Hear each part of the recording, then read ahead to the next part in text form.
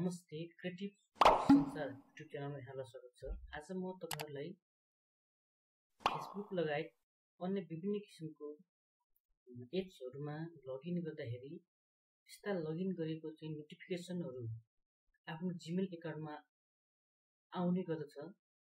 यसरी आउँदाखेरि आफ्नो जीमेल एकाउन्ट चाहिँ फुल भएर ह्याङ हुने सम्भावना रहेको कारणले गर्दाखेरि अथवा त्यसको स्टोरेज चाहिँ फुल भएर काम नगर्ने अवस्था समस्या रहेको हुँदा त्यसलाई कसरी समाधान गर्ने भन्ने सम्बन्धी म आज तपाईहरुलाई जानकारी दिन गइरहेको छु।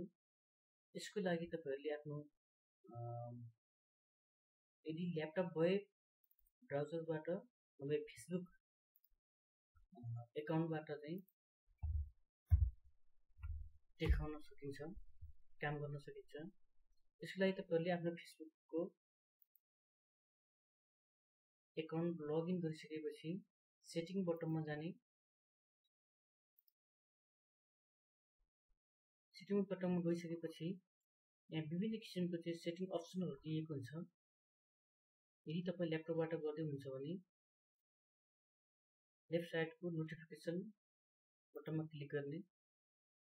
यसरी नोटिफिकेसन बटनमा क्लिक गरिसकेपछि व्हाट नोटिफिकेसन यु रिसिभ भनिएको हुन्छ। यसमा गएर तपाईले जस्तै तपाईले कमेन्ट गर्नुभयो भने उक्त कमेन्ट अथवा अन्य साथीले गरेको कमेन्ट पनि जीमेल एकाउन्टमा आएर बसेको हुन्छ। कमेन्ट बटनमा गएर क्लिक गरिसकेपछि यहाँ तपाईले चाहिँ विभिन्न अप्सनहरु देखा पर्छ।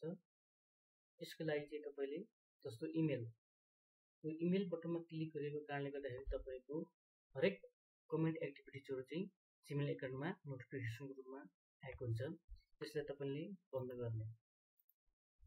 यसरी नै ट्याग गरेका कुराहरु पनि इमेलमा आएको हुन्छ। यसरी बन्द गर्दै जाने।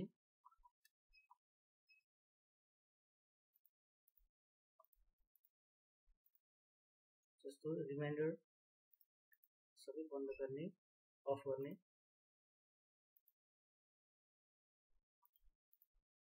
यसरी हरेक तपाईको फ्रेन्ड रिक्वेस्टहरु यदि मेलमा समेत नोटिफिकेसन आउँछ भने बन्द गर्ने। यसरी हरेक